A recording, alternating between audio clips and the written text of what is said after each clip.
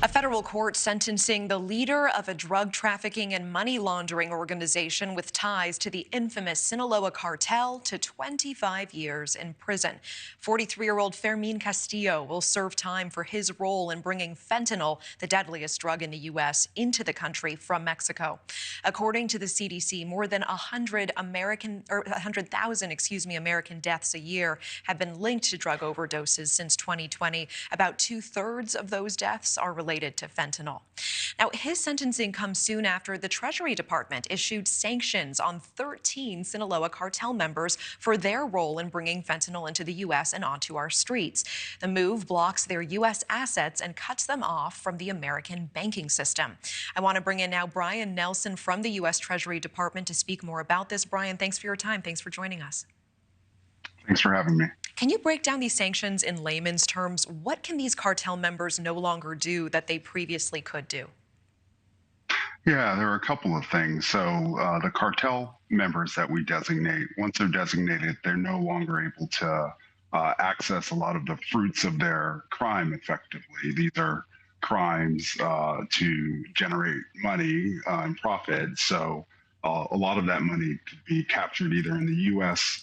Financial system or the international financial system, and then they would be blocked from having access to those funds. The second thing it really importantly does is it prevents these cartels from using what appears to be legitimate trade. So in order to get the precursor chemicals, the pill presses, all of the things that they need in order to manufacture this fentanyl and then transport it to the United States, they're really relying on legitimate channels of trade or things that look like legitimate channels of trade. So by designating these cartel members and all of those who participate in the logistics and the nodes to manufacture and create these drugs, you're able to identify that these are bad actors, that is not legitimate trade, and prevent them from using those legitimate channels going forward.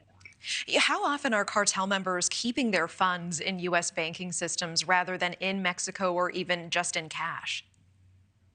Yeah, you see a lot of the revenue that are generated through the sales of these drugs. To the extent their fentanyl is being sold in the United States is obviously somewhere in our system. To your point, oftentimes it's in bulk cash, but it could be in the form of trade-based money laundering. So there can frequently be, and we have seen touch points to U.S. financial institutions. So that's to disrupt the actual trade, but we also, in working closely with Mexico and other partners, seek to ensure that they are either doing joint designations or taking law enforcement action so that they can get at any of the money that they've generated domestically. Now, you said the U.S. will aggressively pursue all who are complicit operators and facilitators of these illicit fentanyl networks. How often are there Americans who are aiding in these cartel operations?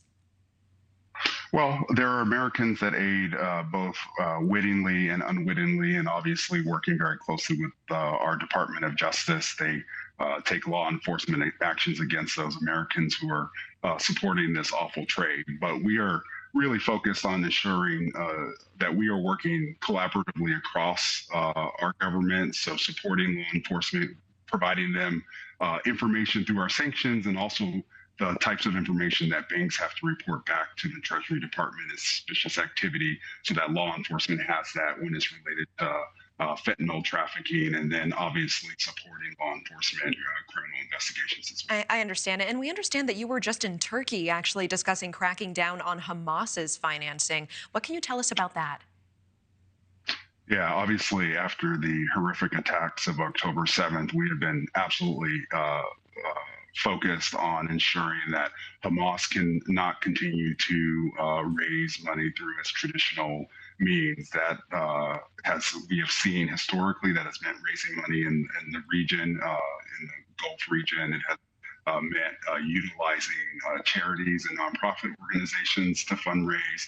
We've seen sort of donor support. So putting an end to all of that activity with partners, and we have a multilateral organization based out of the Gulf that is really focused on disrupting terrorist financing. And obviously, in the context of the Hamas attacks, we're focused on both using our sanctions authorities and working bilaterally and multilaterally with partners on that. Okay.